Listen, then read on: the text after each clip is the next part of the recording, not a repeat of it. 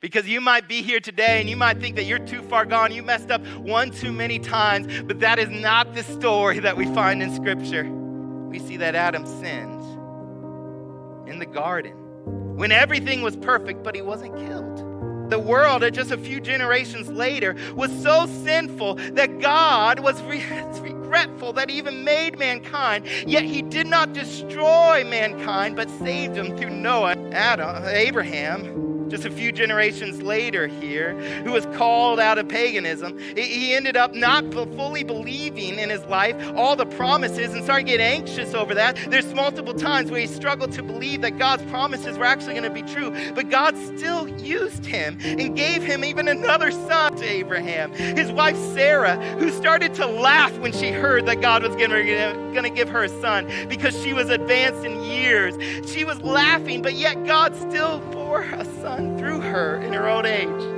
Jacob, their grandson, he wrestled with God, and yet God continued to bless him even through that. Joseph, his son, he was forgotten in a pit by his brothers, abandoned by his family, and then he was raised up to a mighty position only to be thrown in a dungeon. And yet even in the dungeon, he was not forsaken. He was born in the perfect palace. He was born with everything given to him. He murdered a man. He ran out into the wilderness for 40 years, and then at that point he was too scared to speak in public, and yet God chose him and raised him up to be a leader of millions and millions of his people. God delights in using people like you and me. Aaron knew about the golden calf. He had children that went wayward, and yet God continued to use Aaron as a high priest and set up a priesthood that would last all the way up until our high priest Jesus shows up here. Joshua was too timid to fill Moses' shoes. He couldn't make it into the promised land, but the Lord gave him courage and strength to do what he has been called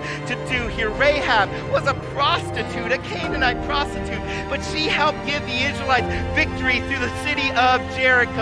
Gideon doubted God and was so scared he couldn't even come out of his cave, but yet the Lord gave him strength, and he led the Israelites through a victory of 300 men against hundreds of thousands of people. Samson was as wicked as you could imagine, sinned in every single way, but even on his deathbed, as he cried out to God, God still used him, that he can still use you and I as well. There's Ruth, who was just a foreign widow. She had nothing to offer here, no favor in the world. Nobody loved her, but God saw her and God loved her, and God never gave up on her until one day Boaz showed up and she became the grandmother of King David himself.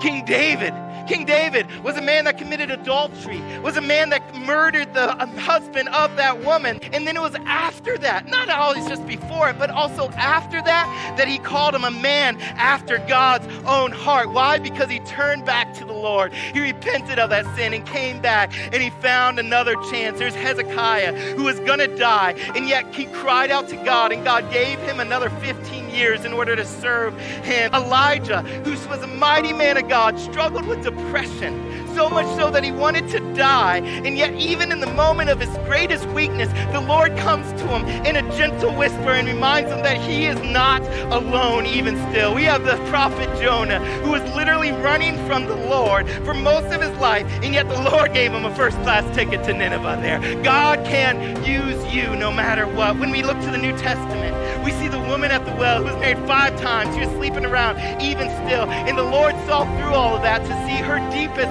longings here, and he made her into a great evangelist. Zacchaeus was a lover of money and a lover of all the good things, and yet he repented and found salvation whenever he met Jesus here. There's a woman that was caught in adultery, but yet Jesus did not condemn her. He set her free because he paid the price for her. There's Thomas, doubting Thomas, the one who has spent 3 years and heard all the talk from Jesus, and yet he still doubted, was not met with condemnation, but he was met with compassion.